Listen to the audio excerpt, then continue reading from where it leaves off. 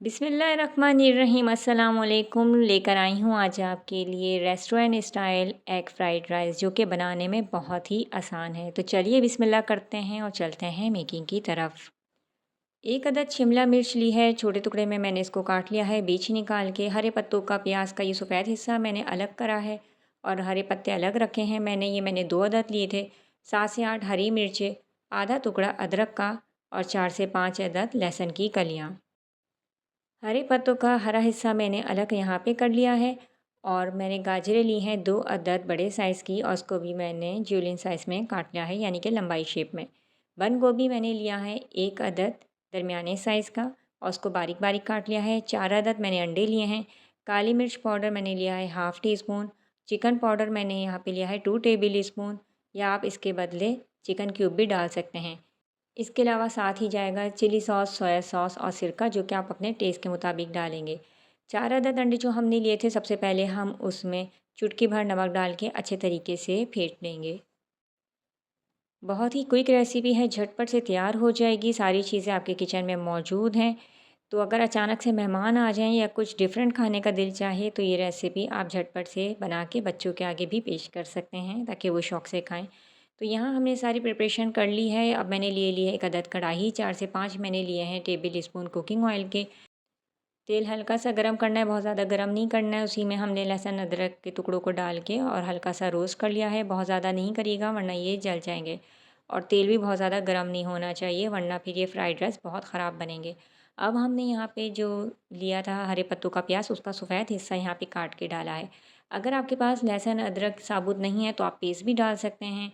अगर आपके पास हरे पत्तों का प्याज नहीं है तो आप यहाँ पे रेगुलर जो प्याज होती है घर में आम तौर पे, वो भी काट के डाल सकते हैं। एक अदद बारीक बारीक चॉप कर लीजिएगा। हल्का सा हमने उसको सॉट करना है, भून लेंगे। प्याज को बहुत ज़्यादा फ्राई नहीं करना है। उसके बाद हम यहाँ पे डालेंगे सबसे पहले गाजरें, क्योंकि गाजरें गलने में टाइम लगाती हैं। मैंने बहुत बारीक बारीक काटी थी। तो आराम से 2 से 3 मिनट आपने थोड़ा सा फ्लेम खोल के इसको भून लेना है। गाजरें नरम हो गई तो हम इसमें डाल देंगे सबसे पहले गोभी। उसको भी हम 2 से 3 मिनट थोड़ा सा फ्लेम खोल के इसको हम नरम होने तक थोड़ा सा भून लेंगे। उसके बाद सबसे पहले हम डालेंगे शिमला मिर्च और फिर हम इसमें डाल देंगे हरी मिर्चें, जो कि मैंने थोड़ी सी साबुत और थोड़ी सी बीच से मैंने कट लगा के डाली हैं। आप चाहें तो बारीक बारीक चॉप करके भी डाल सकते हैं। इसी पॉइंट पे हम डाल देंगे चिकन पाउडर, आप क्यूब का इस्तेमाल कर सकते हैं।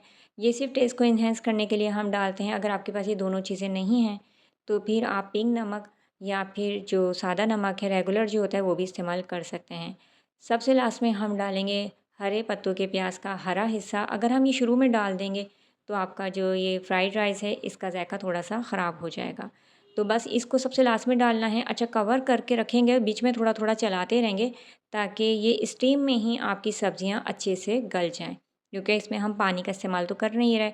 अब मैंने अलग से बर्तन लेने के बजाय, फ्राई पैन वगैरह लेने के बजाय, इसी को थोड़ा सा साइड पे करके जो अंडे फेंट के हमने रखे थे वो मैंने इसी कढ़ाई में डाल दिए हैं।